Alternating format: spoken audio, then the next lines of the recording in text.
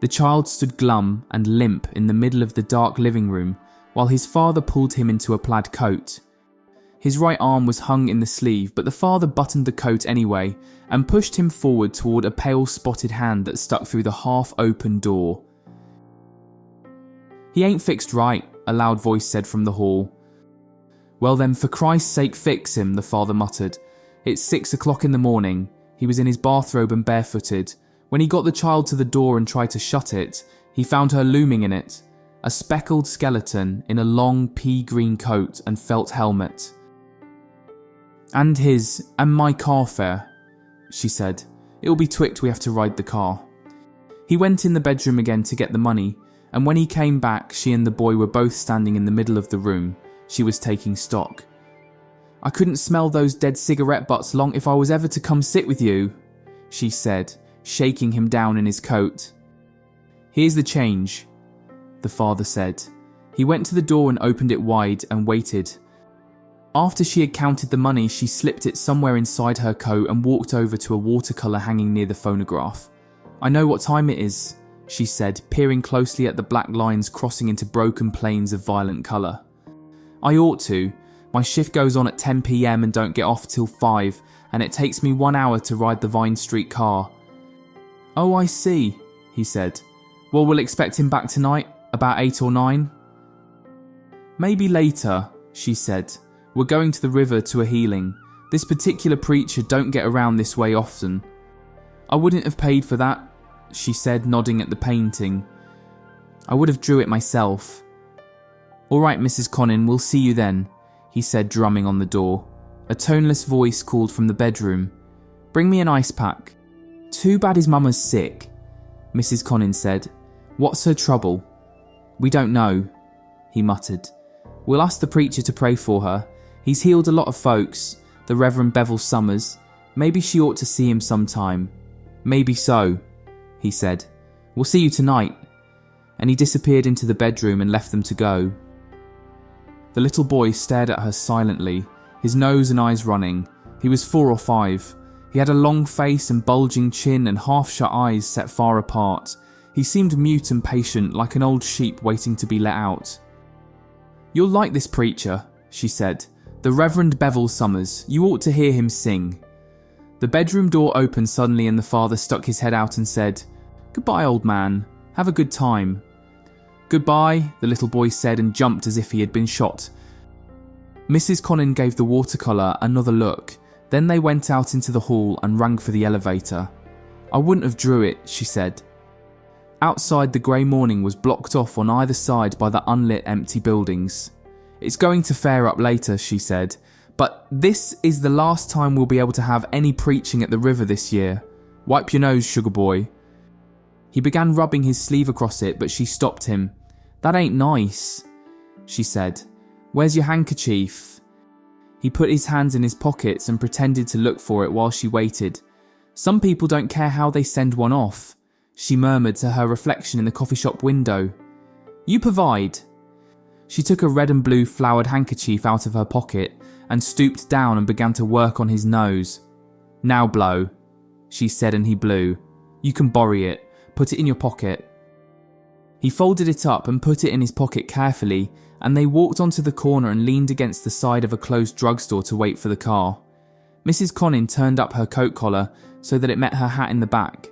Her eyelids began to droop and she looked as if she might go to sleep against the wall. The little boy put a slight pressure on her hand. "What's your name?" she asked in a drowsy voice.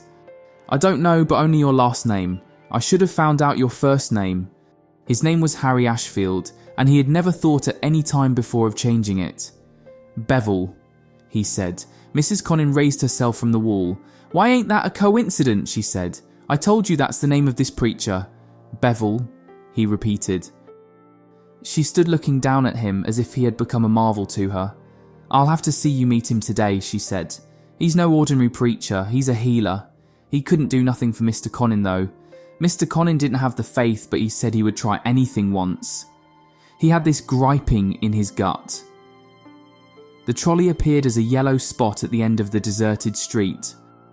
"He's gone to the government hospital now," she said, "and they've taken 1/3 of his stomach. I tell him he better thank Jesus for what he's got left, but he says he ain't thanking nobody. Well, I declare, she murmured. Bevel. They walked out to the tracks to wait. Will he heal me? Bevel asked. What you got? I'm hungry, he decided finally. Didn't you have your breakfast? I didn't have time to be hungry yet then, he said.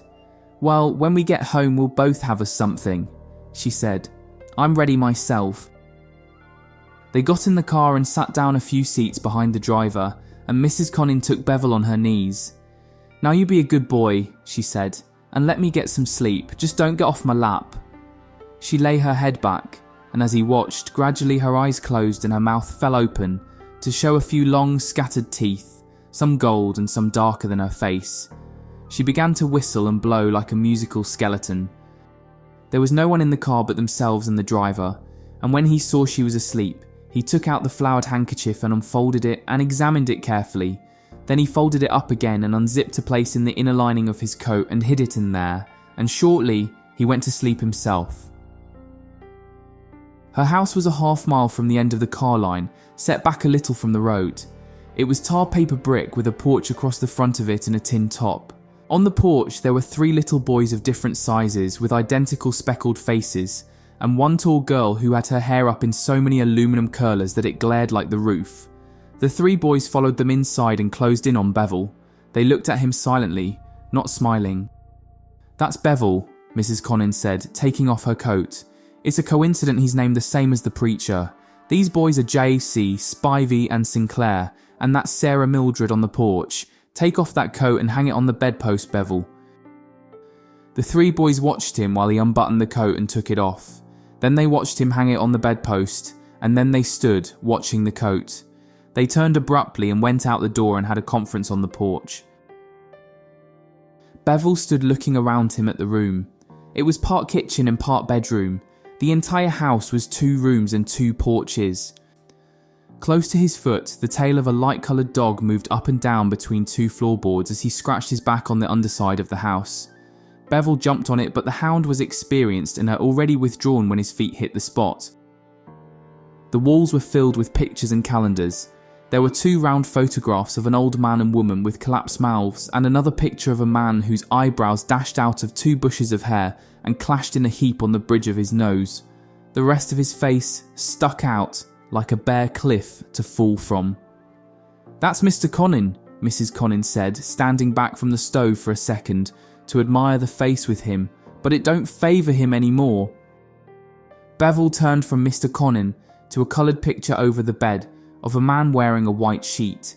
He had long hair and a gold circle around his head, and he was sawing on a board while some children stood watching him. He was going to ask who that was when the 3 boys came in again and motioned for him to follow them. He thought of crawling under the bed and hanging onto one of the legs, but the 3 boys only stood there, speckled and silent, waiting, and after a second he followed them at a little distance out on the porch and around the corner of the house. They started off through a field of rough yellow weeds to the hog pen, a 5-foot boarded square full of shoats which they intended to ease him over into. When they reached it, they turned and waited silently, leaning against the side. He was coming very slowly, deliberately bumping his feet together as if he had trouble walking. Once he had been beaten up in the park by some strange boys when his sitter forgot him, but he hadn't known anything was going to happen that time until it was over. He began to smell a strong odour of garbage and to hear the noises of a wild animal. He stopped a few feet from the pen and waited, pale but dogged. The 3 boys didn't move. Something seemed to have happened to them. They stared over his head as if they saw something coming behind him, but he was afraid to turn his own head and look. Their speckles were pale and their eyes were still and grey as glass. Only their ears twitched slightly. Nothing happened. Finally, the one in the middle said she'd kill us and turned, dejected and hacked, and climbed up on the pen and hung over, staring in. Bevel sat down on the ground, dazed with relief, and grinned up at them. The one sitting on the pen glanced at him severely. "Hey you," he said after a second. "If you can't climb up and see these pigs, you can lift that bottom board off and look in that away." He appeared to offer this as a kindness. Bevel had never seen a real pig, but he had seen a pig in a book, and knew they were small fat pink animals with curly tails and round grinning faces and bow ties. He leaned forward and pulled eagerly at the board. "Pull harder," the littlest boy said. "It's nice and rotten. Just lift out that nail." He eased a long reddish nail out of the soft wood. "Now you can lift up the board and put your face to the..." A quiet voice began. He had already done it, and another face, grey, wet and sour, was pushing into his, knocking him down and back as it scraped out under the plank. Something snorted over him and charged back again, rolling him over and pushing him up from behind, and then sending him forward, screaming through the yellow field while it bounded behind. The three Conins watched from where they were. The one sitting on the pen held the loose board back with his gangling foot. Their stern faces didn't brighten any, but they seemed to become less taut, as if some great need had been partly satisfied. "More ain't gonna like him letting out that hog," the smallest one said. Mrs. Conin was on the back porch and caught Bevel up as he reached the steps. The hog ran under the house and subsided, panting, but the child screamed for 5 minutes. When she had finally calmed him down, she gave him his breakfast and let him sit on her lap while he ate it. The shoat climbed the 2 steps onto the back porch and stood outside the screen door, looking in with his head lowered sullenly. He was long-legged and humpbacked, and part of one of his ears had been bitten off. "Get away!" Mrs. Conin shouted. "That one yonder favours Mr. Paradise that has the gas station," she said. "You'll see him today at the healing. He's got the cancer over his ear. He always comes to show he ain't been healed." The shoat stood squinting a few seconds longer, and then moved off slowly. "I don't want to see him," Bevel said. They walked to the river, Mrs. Conin in front with him, and the 3 boys strung out behind, and Sarah Mildred, the tall girl, at the end to holler if one of them ran out on the road. They looked like the skeleton of an old boat with 2 pointed ends, sailing slowly on the edge of the highway. The white Sunday sun followed at a little distance, climbing fast through a scum of grey cloud as if it meant to overtake them. Bevel walked on the outside edge, holding Mrs. Conin's hand and looking down into the orange and purple gully that dropped off from the concrete. It occurred to him that he was lucky this time that they had found Mrs. Conin who would take you away for the day, instead of an ordinary sitter who only sat where you lived or went to the park. You found out more when you left where you lived. He had found out already this morning that he had been made by a carpenter named Jesus Christ. Before he had thought it had been a doctor named Sladewell, a fat man with a yellow moustache who gave him shots and thought his name was Herbert, but this must have been a joke. They joked a lot where he lived. If he had thought about it before, he would have thought Jesus Christ was a word like "oh" or "damn" or "God", or maybe somebody who had cheated them out of something sometime. When he had asked Mrs. Conin who the man in the sheet in the picture over her bed was, she had looked at him a while with her mouth open. Then she had said, "That's Jesus." And she had kept on looking at him. In a few minutes she had got up and got a book out of the other room. "See here," she said, turning over the cover. "This belonged to my great-grandmama. I wouldn't part with it for nothing on earth." She ran her finger under some brown writing on a spotted page. "Emma Stevens Oakley, 1832, she said. "Ain't that something to have? And every word of it the gospel truth." She turned the next page and read him the name, The Life of Jesus Christ for Readers Under 12. Then she read him the book. It was a small book, pale brown on the outside with gold edges and a smell like old putty. It was full of pictures, one of the carpenter driving a crowd of pigs out of a man. They were real pigs, grey and sour looking, and Mrs. Conin said Jesus had driven them all out of this one man.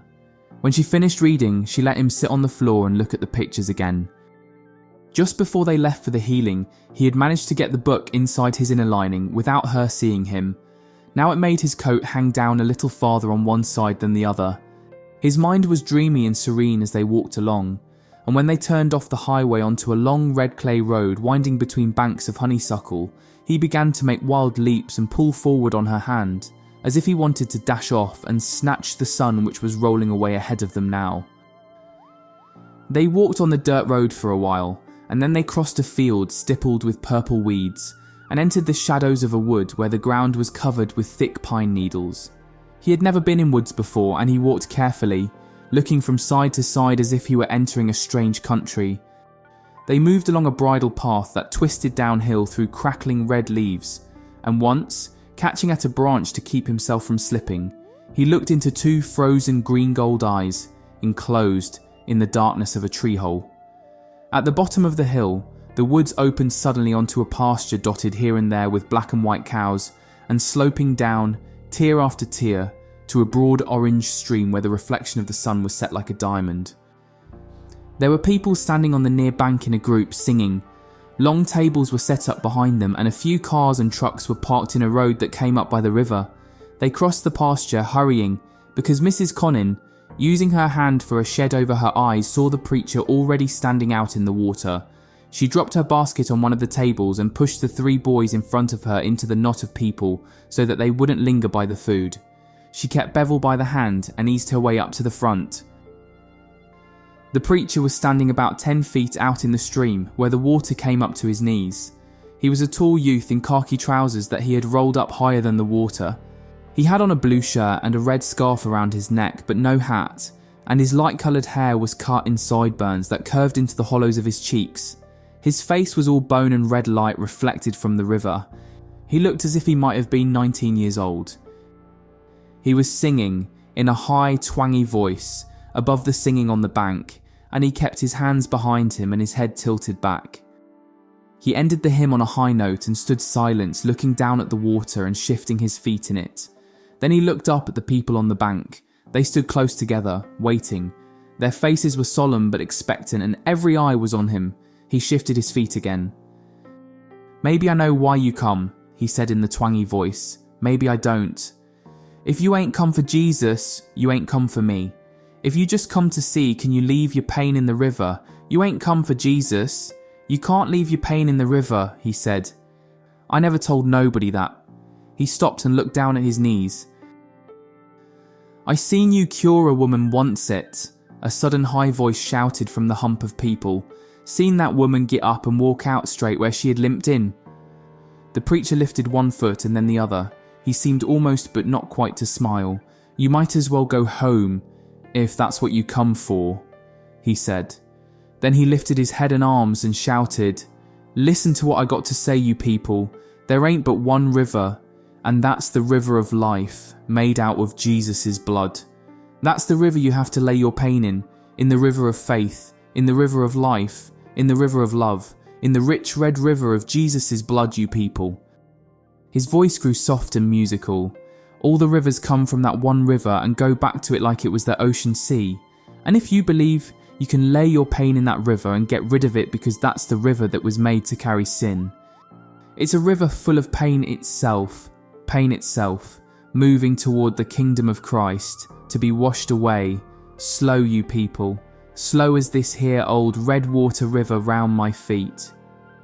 "Listen," he sang. "I read in Mark about an unclean man. I read in Luke about a blind man. I read in John about a dead man. Oh, you people here, the same blood that makes this river red, made that leper clean, made that blind man stare, made that dead man leap. You people with trouble," he cried, "lay it in that river of blood, lay it in that river of pain, and watch it move away toward the kingdom of Christ." While he preached, Bevel's eyes followed drowsily the slow circles of two silent birds revolving high in the air. Across the river there was a low red and gold grove of sassafras with hills of dark blue trees behind it, and an occasional pine jutting over the skyline. Behind, in the distance, the city rose like a cluster of warts on the side of the mountain. The birds revolved downward and dropped lightly in the top of the highest pine, and sat hunch-shouldered, as if they were supporting the sky.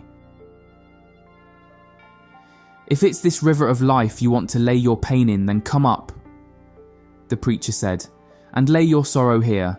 But don't be thinking this is the last of it, because this old red river don't end here. This old red suffering stream goes on, you people, slow to the kingdom of Christ. This old red river is good to baptize in, good to lay your faith in, good to lay your pain in, but it ain't this muddy water here that saves you. I've been all up and down this river this week," he said. Tuesday, I was in Fortune Lake. Next day in Ideal. Friday, me and my wife drove to Lulawillow to see a sick man there. Them people didn't see no healing," he said, and his face burned redder for a second. "I never said they would." While he was talking, a fluttering figure had begun to move forward with a kind of butterfly movement, an old woman with flapping arms whose head wobbled as if it might fall off any second. She managed to lower herself at the edge of the bank and let her arms churn in the water. Then she bent farther and pushed her face down in it and raised herself up finally, streaming wet, and still flapping, she turned a time or two in a blind circle until someone reached out and pulled her back into the group. "She's been that way for 13 years, a rough voice shouted. "Pass the hat and give this kid his money, that's what he's here for."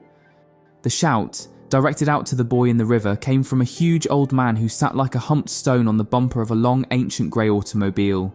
He had on a grey hat that was turned down over one ear and up over the other to expose a purple bulge on his left temple. He sat bent forward with his hands hanging between his knees and his small eyes half closed. Bevel stared at him once and then moved into the folds of Mrs. Connin's coat and hid himself.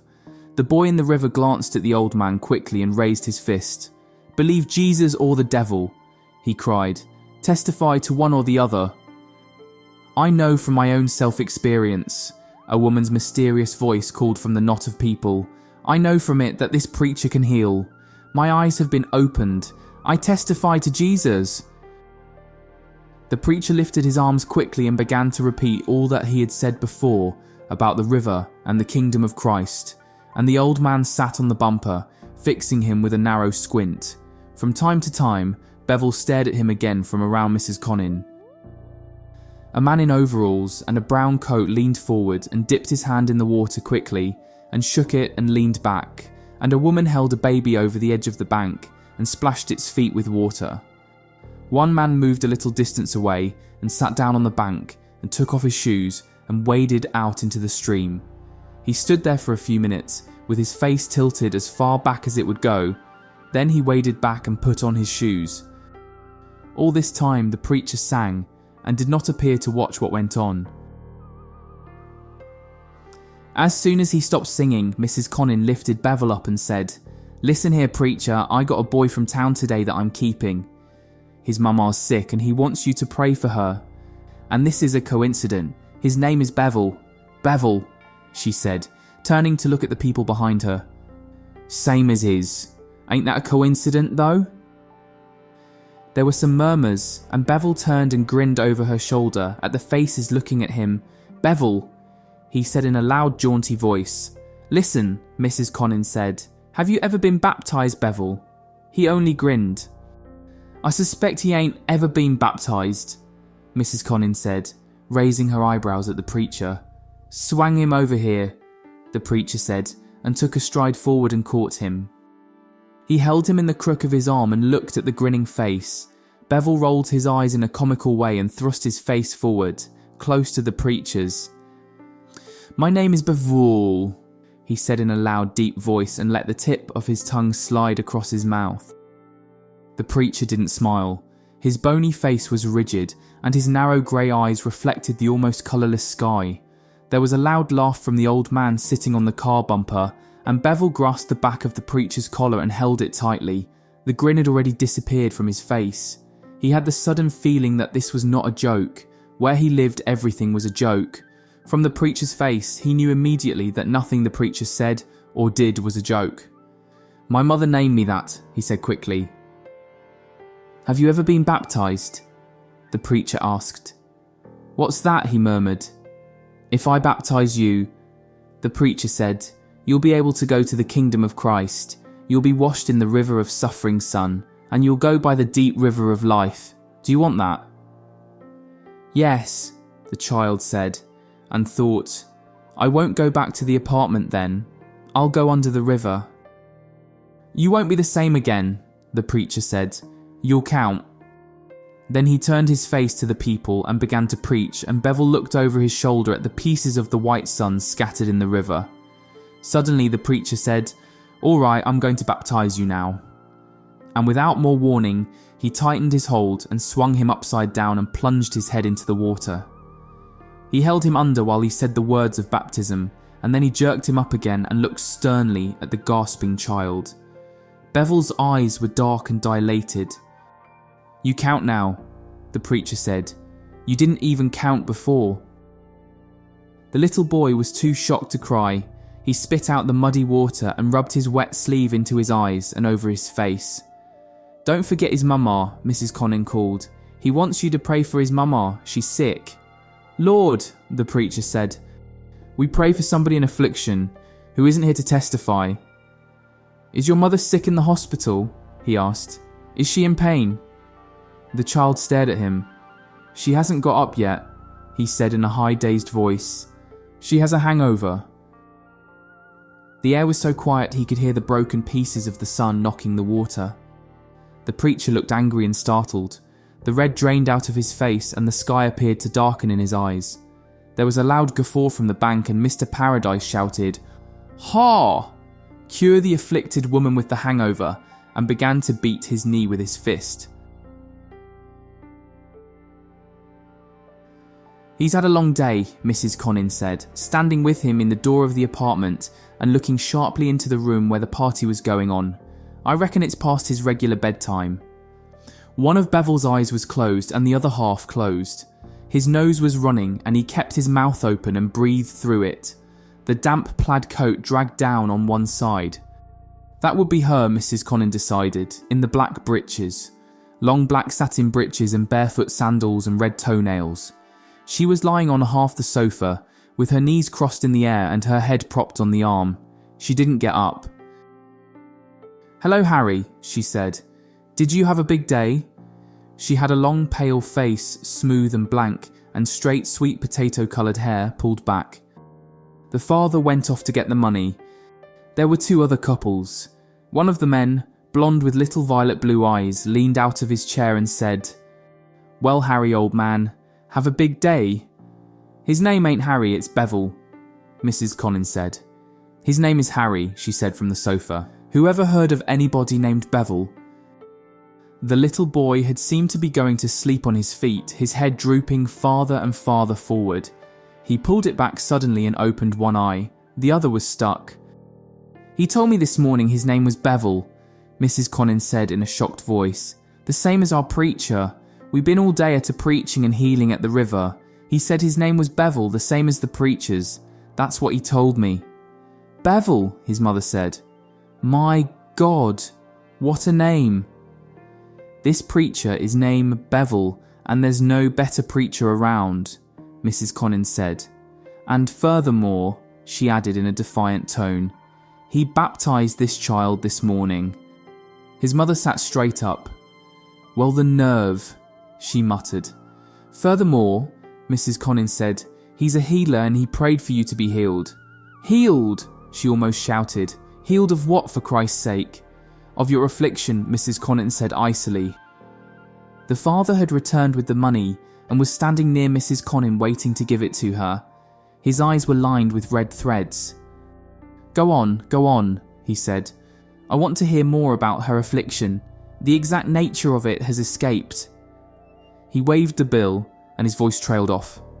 "Healing by prayer is mighty inexpensive," he murmured. Mrs. Connin stood a second, staring into the room, with a skeleton's appearance of seeing everything. Then, without taking the money, she turned and shut the door behind her.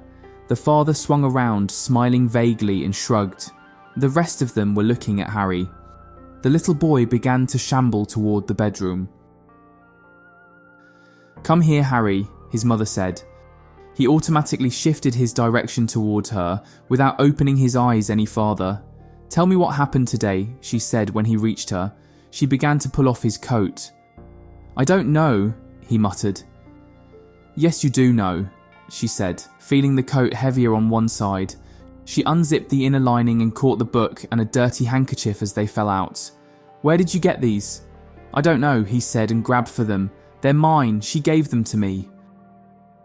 She threw the handkerchief down and held the book too high for him to reach and began to read it, her face after a second assuming an exaggerated comical expression.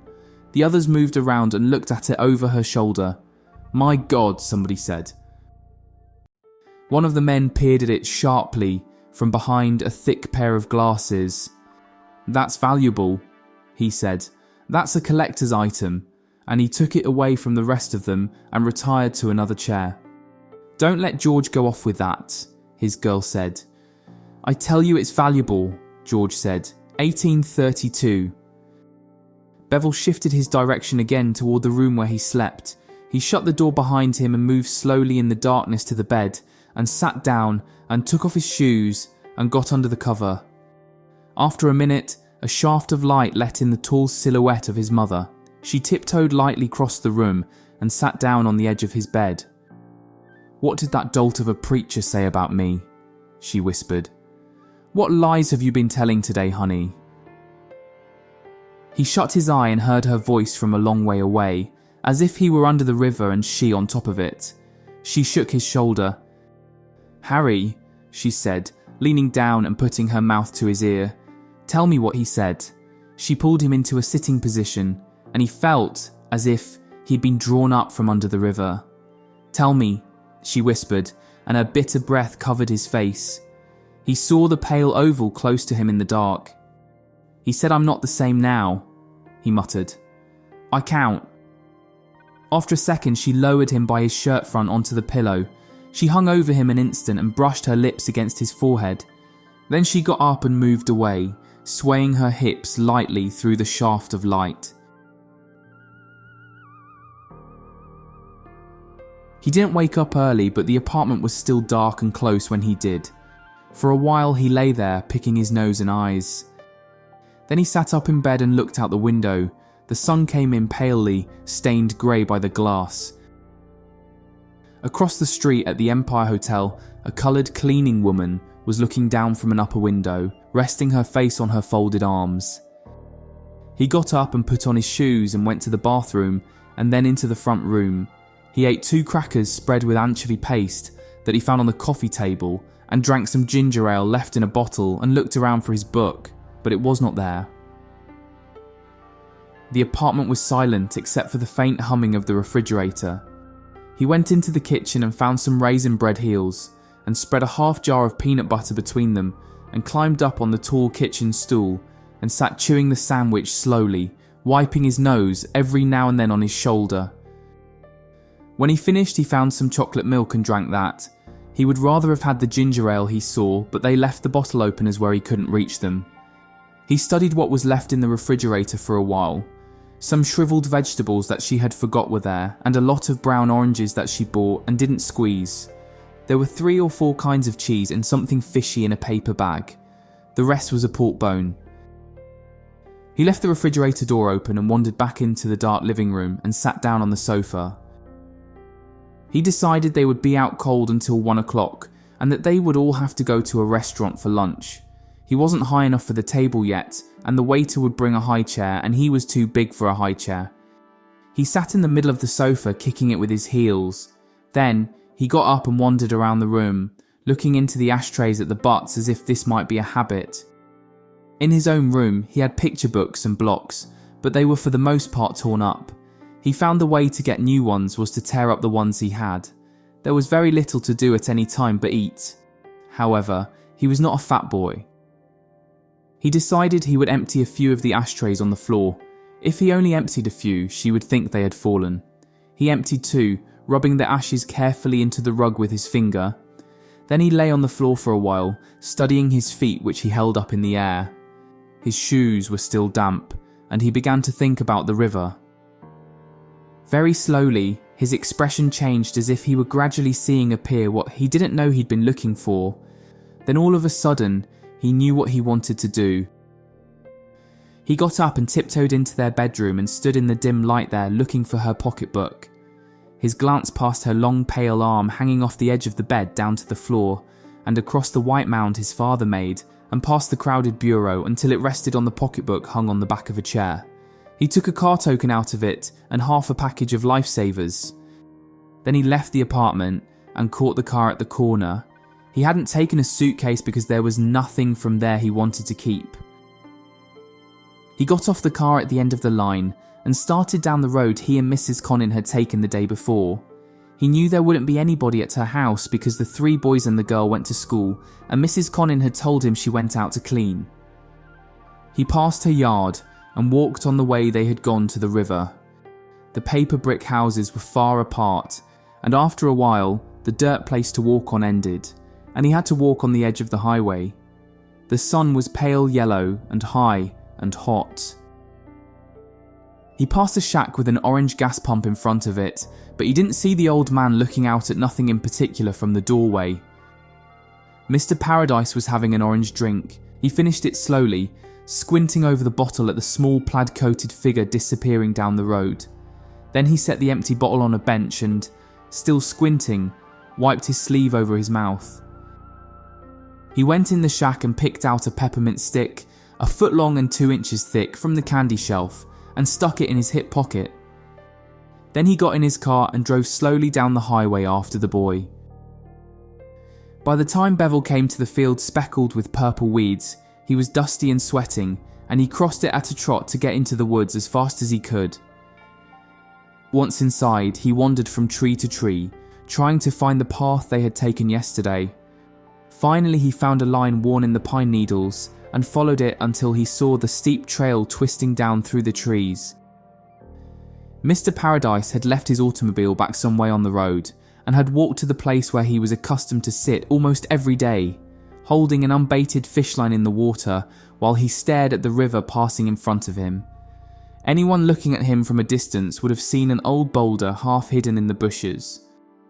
Bevel didn't see him at all. He only saw the river, shimmering reddish yellow, and bounded into it with his shoes and his coat on and took a gulp. He swallowed some and spit the rest out, and then he stood there in water up to his chest and looked around him. The sky was a clear, pale blue, all in one piece, except for the hole the sun made, and fringed around the bottom with treetops. His coat floated to the surface and surrounded him like a strange gay lily pad, and he stood grinning in the sun. He intended not to fool with preachers anymore, but to baptize himself and to keep on going this time until he found the kingdom of Christ in the river. He didn't mean to waste any more time. He put his head under the water at once and pushed forward. In a second, he began to gasp and sputter, and his head reappeared on the surface. He started under again, and the same thing happened. The river wouldn't have him. He tried again and came up, choking. This was the way it had been when the preacher held him under. He had had to fight with something that pushed him back in the face. He stopped and thought suddenly, it's another joke, it's just another joke. He thought how far he had come for nothing, and he began to hit and splash and kick the filthy river. His feet were already treading on nothing. He gave one low cry of pain and indignation. Then he heard a shout and turned his head and saw something like a giant pig bounding after him, shaking a red and white club and shouting. He plunged under once, and this time the waiting current caught him like a long, gentle hand and pulled him swiftly forward and down. For an instant he was overcome with surprise. Then, since he was moving quickly and knew that he was getting somewhere, all his fury and fear left him. Mr. Paradise's head appeared from time to time on the surface of the water. Finally, far downstream, the old man rose like some ancient water monster and stood empty-handed, staring with his dull eyes as far down the river line as he could see.